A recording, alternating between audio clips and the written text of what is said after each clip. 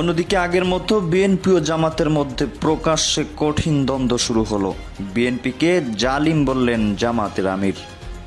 BNP এবং জামাত ইসলামের পরস্পর বিরোধী অবস্থান প্রতিনিয়ত তীব্র থেকে তীব্রতর হচ্ছে। শুরুর দিকে এক ধরনের রাজনৈতিক বিএনপির সঙ্গে জামাতের রাজনৈতিক দূরত্ব, এই লেখাটি প্রবন্ধটি আমি আপনাদের সামনে তুলে ধরছি। 5ই আগস্ট শেখ হাসিনা পদত্যাগ করে দেশ থেকে পালিয়ে যাবার পর থেকে যে দলটি সবচেয়ে বেশি সমালোচিত হয়েছে তার নাম বাংলাদেশ জাতীয়তাবাদী দল বিএনপি। অথচ গত 15 বছরে শেখ হাসিনার শাসন আমলের শুরু থেকে শেষ পর্যন্ত এই দলটা রাজপথে ছিল। দর্শক, দেশ প্রবাস দূরে কিংবা কাছে বসে যারা আমাদের দেখছেন, আশা করি সবাই ভালো আছেন। এইমাত্র পাওয়া খুবই গুরুত্বপূর্ণ দুটি সংবাদ আপনারা দেখতে চলেছেন, যেই সংবাদ দুটি নাকি ইতিমধ্যে সারা দেশে ঝড়ের বেগে ভাইরাল হয়েছে। দর্শক, সেটা হলো কি, দীর্ঘ 15 বছর বিএনপি এবং জামাত একত্রে থাকার পরে বিএনপি এবং জামাতের ভিতর কঠিন দূরত্ব তৈরি হয়েছে এবং কঠিন সংঘর্ষের সৃষ্টি হচ্ছে। দর্শক, একভাবে বলতে পারেন দীর্ঘ 15 বছর আন্দোলন সংগ্রাম চালাতে গিয়ে বিএনপি যেমন আওয়ামী লীগ দ্বারা আঘাতপ্রাপ্ত হয়েছে, হামলার শিকার হয়েছে, তেমনই বিএনপি এবং জামাত এই দুই দলের মধ্যে তমন সংঘর্ষ শুরু হয়েছে। পাশাপাশি বিএনপিকে ধ্বংস করতে জামাত কাজ শুরু করে দিয়েছে। দর্শক, এখন প্রশ্ন, এত কাল বিএনপি এবং জামাত কেন একত্রে ছিল তা তো আপনারা হয়তো বা বুঝতেই পেরেছেন। দর্শক, এবার তারেক রহমান নিয়ে কঠিন হুঙ্কার দিয়েছেন, যা আমাদের একজন গুরুত্বপূর্ণ সহকারী তথ্য দিয়েছেন। দর্শক, চলুন আমরা সে বিষয়ে গুরুত্বপূর্ণ তথ্য দেখে আসি, আশা করি সঙ্গেই থাকবেন। তার আগে আপনাদের কাছ থেকে একটা তথ্য বা একটা ভোট চাই। সেটা হলো, আপনি কি চান যে কোন দল এইবার ক্ষমতায় আসলে দেশের উন্নতি হবে, বিএনপি নাকি জামাত? অবশ্যই আপনারা কমেন্টে জানাবেন। তো চলুন একটা লাইক দিয়ে সম্পূর্ণ ভিডিও দেখতে থাকি। বাড়ছে বিএনপির সঙ্গে জামাতের রাজনৈতিক দূরত্ব, এই লেখাটি প্রবন্ধটি আমি আপনাদের সামনে তুলে ধরছি। তারা যেভাবে লিখেছে হুবহু আমি আপনাদের সামনে তুলে ধরার চেষ্টা করছি। বিএনপি এবং জামাতের মধ্যে প্রায় 25 বছরের মিত্রতা, ছাত্র জনতার অভ্যুত্থানে শেখ হাসিনা সরকারের পতনের পর সেই মিত্রতার সম্পর্কে টানাপুরের তৈরি হয়েছে। দল দুটির মধ্যে দেখা যাচ্ছে নানা বিষয়ে মতবিরোধ।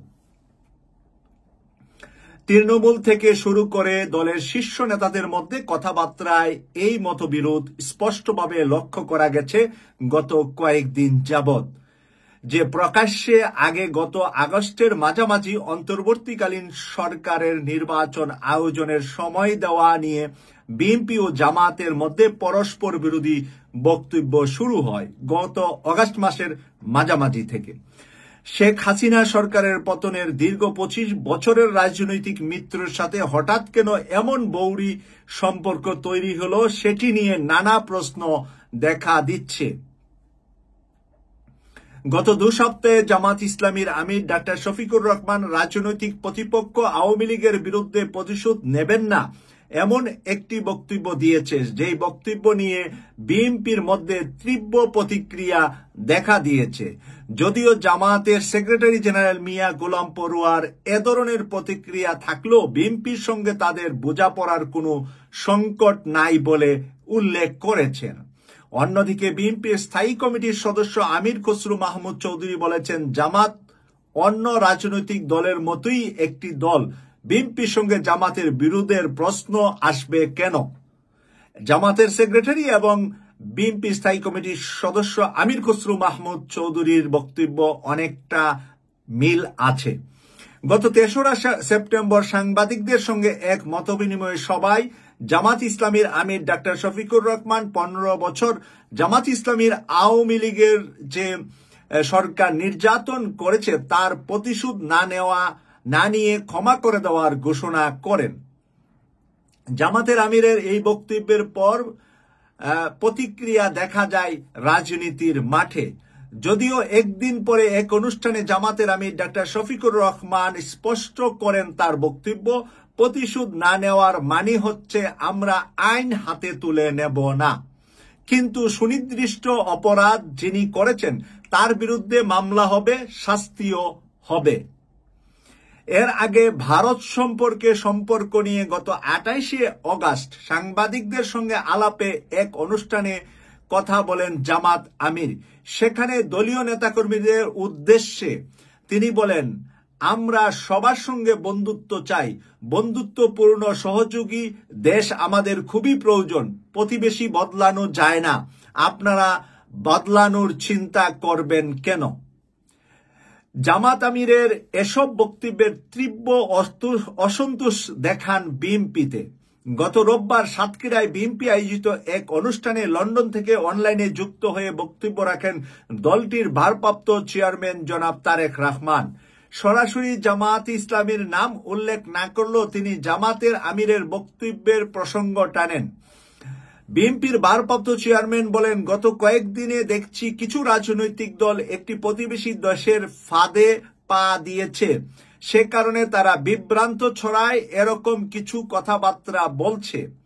এমন অবস্থায় নেতাকর্মীদের সজাগ থাকারও আহ্বান জানিয়েছেন বিএনপি নেতা তারেক রহমান।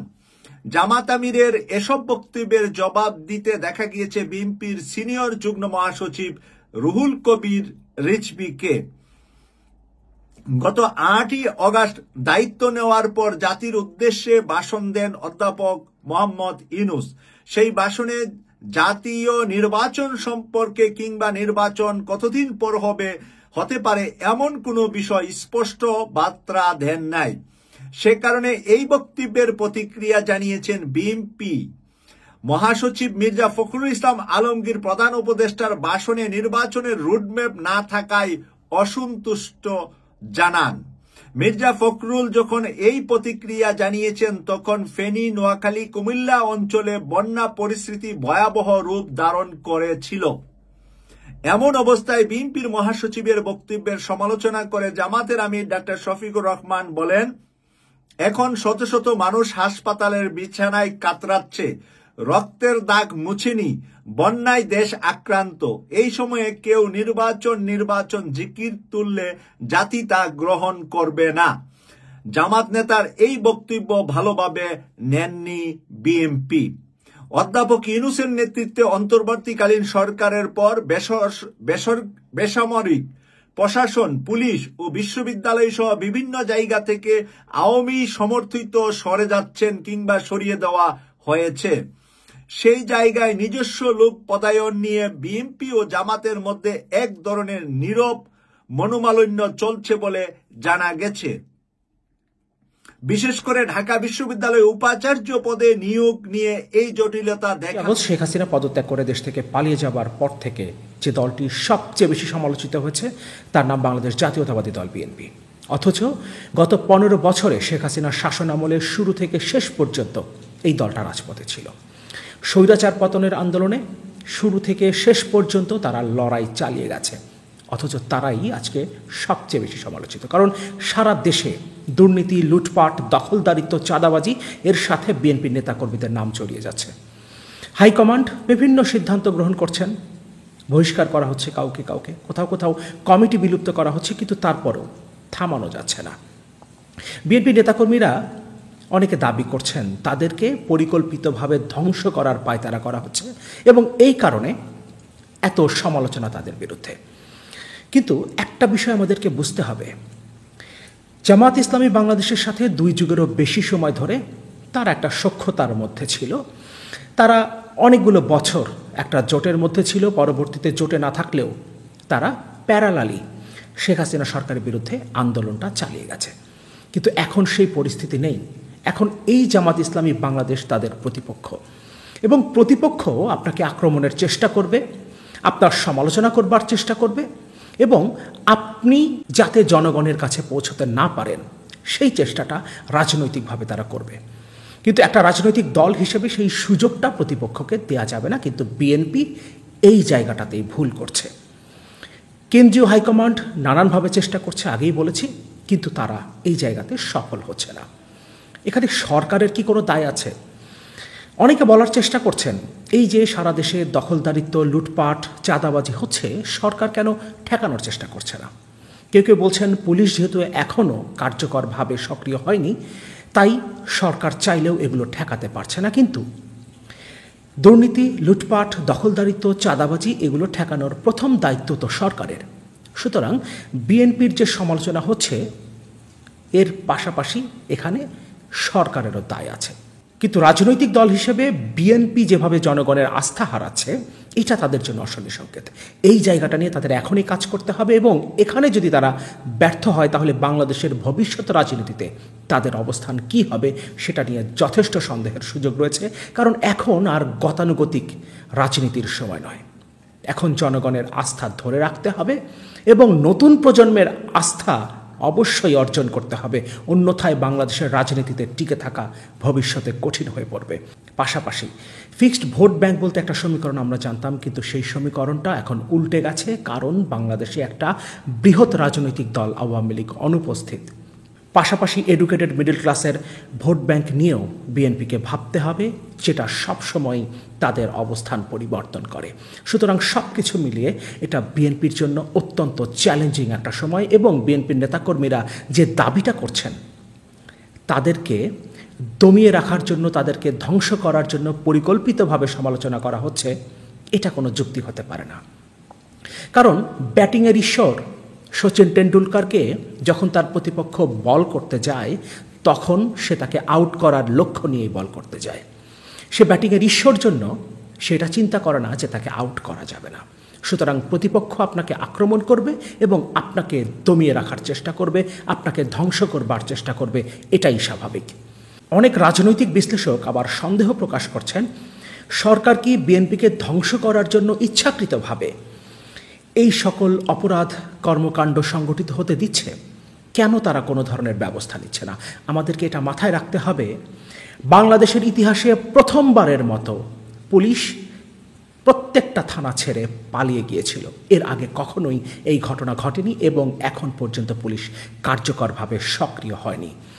ফলে বিএনপির ওপর যে দায়গুলো আসছে সেটা তাদের নিজেদেরকেই নিয়ন্ত্রণ করতে হবে এবং বিএনপিকে সিদ্ধান্ত নিতে হবে তারা আগামী দিনে কেমন নেতৃত্ব দেখতে চায়। কারণ বিএনপিতে একদিকে যেমন 5ই আগস্টের পর থেকে দুর্নীতি, লুটপাট, চাঁদাবাজি, দখলদারিত্বের সাথে জড়িয়ে পড়া নেতাকর্মী আছে, তেমনি শুরু থেকে এখন পর্যন্ত এর বিরুদ্ধে দাঁড়িয়ে থাকা নেতাকর্মীও আছেন। আজকে আমি সম্পূর্ণ বিপরীত দুটো গল্প আপনাদের সাথে শেয়ার করব। বিএনপির সহযোগী সংগঠন ছাত্রদল এবং স্বেচ্ছাসেবক দলের দুজন নেতার সম্পূর্ণ বিপরীত দুটো গল্প।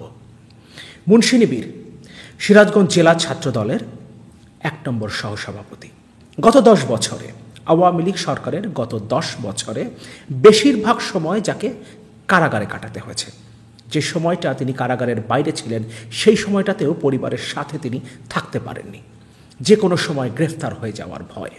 এমনকি মাস্টার্স পরীক্ষা চলাকালীন অবস্থায় পরীক্ষা দিয়ে হল থেকে বেরোনোর সময় পুলিশ তাকে গ্রেফতার করে। পরবর্তী পরীক্ষাগুলো তিনি কারাগার থেকে দিয়েছিলেন। 5ই আগস্ট শেখ হাসিনার পতনের পর তিনি কি দুর্নীতি, লুটপাট, চাঁদাবাজি, দখলদারিত্বের সাথে জড়িয়েছেন? আমার এই সময়ের মধ্যে একবারই তার সাথে কথা হয়েছিল, খুব অল্প সময়ের জন্য। 2 থেকে 3 মিনিটের এই কনভারসেশনে তিনি আমাকে শুধুমাত্র একটা বিষয় জানিয়েছেন, কিভাবে জেলার বিভিন্ন উপজেলা ইউনিয়নে তিনি ছুটে বেড়াচ্ছেন যাতে কোথাও চাঁদাবাজি, দখলদারিত্ব না হয়, কোথাও যাতে বিএনপি সমালোচিত না হয়। এই কাজটা তিনি করার চেষ্টা করছেন, কিন্তু তিনি এটাও জানিয়েছেন কোথাও কোথাও তিনি ব্যর্থ হচ্ছেন, কিন্তু তারপরেও তিনি এই প্রচেষ্টাটা চালিয়ে যাচ্ছেন। এবার মুদ্রার বিপরীত দিকে থাকা চরিত্রটা আমরা একটু দেখি। মানবজমিন একটা রিপোর্ট করেছে যার হেডলাইনটাই এরকম, আগে আওয়ামী লীগ খেয়েছে, এখন আমরা খাবো। সাফ কথা, দীর্ঘদিন না খেয়েছিলাম, আওয়ামী লীগ সব কিছু লুটেপুটে খেয়েছে, এখন আমাদের সময় এসেছে খাওয়ার। এখন থেকে যেসব টেন্ডার হবে সব বিএনপির লোকজন নেবে, 5 টাকার জিনিস 1 টাকায় নেবে, আমাদের দিকে নজর দিলে পরিণাম ভয়াবহ হবে। এভাবেই এই প্রতিবেদককে জানান গাইবান্ধার সাঘাটা উপজেলা স্বেচ্ছাসেবক দলের সদস্য সচিব শহীদুল ইসলাম বাদল। ঘটনার সূত্রপাত অন্যখানে। সাঘাটার ঘড়িদহ ইউনিয়নের বটতলা বাজারে অবস্থিত কমলপুর সরকারি প্রাথমিক বিদ্যালয়ের 4টি গাছের টেন্ডার নিয়ে 2 লাখ টাকার গাছ মাত্র 28,100 টাকায় কায়দা করে কিনেছেন স্বেচ্ছাসেবক দলের নেতা শহীদুল ইসলাম বাদল।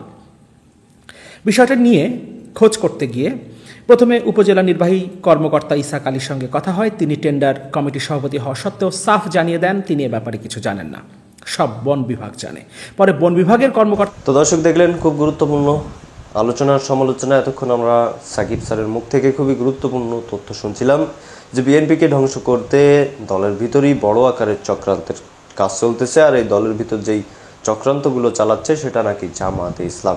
তো দর্শক, এই বিষয়ে আপনাদের মতামত কি? শুরুতে আপনাদের কাছে একটা লাইক যাবে এবং শুরুতে আপনাদের কাছে একটা মতামত বা ভোট চেয়েছিলাম, সেটা আপনারা অনেকেই দিয়েছেন এবং অনেকেই দেননি। যারা আপনারা দেননি এবং আপনিও যদি না দিয়ে থাকেন, অবশ্যই আমাদের কমেন্টে আপনি লিখে যাবেন যে এইবার ভোটাভুটি হইলে, এবার জাতীয় নির্বাচন হইলে অবশ্যই জামাত এবং বিএনপির মাঝে বিরাট একটা কোটাকুটি হবে বা জেতার জন্য দুই দলই ফার্স্টে থাকবে। তো আপনি কি মনে করেন কোন দল ক্ষমতায় গেলে দেশকে সুষ্ঠুভাবে পরিচালনা করতে সক্ষম হবে, দুর্নীতি করবে না, চাঁদাবাজি করবে না? তো আপনার কি মনে হয় অবশ্যই আমাদের কমেন্টে জানাবেন এবং এতক্ষণ যারা আমাদের লাইক দেননি অবশ্যই লাইক দিয়ে চ্যানেলটি সাবস্ক্রাইব করে রাখবেন যাতে করে প্রত্যেক মুহূর্তের আপডেট আপনারা পেয়ে যান। তো দর্শক, ভালো থাকুন, সুস্থ থাকুন, আসসালামু আলাইকুম।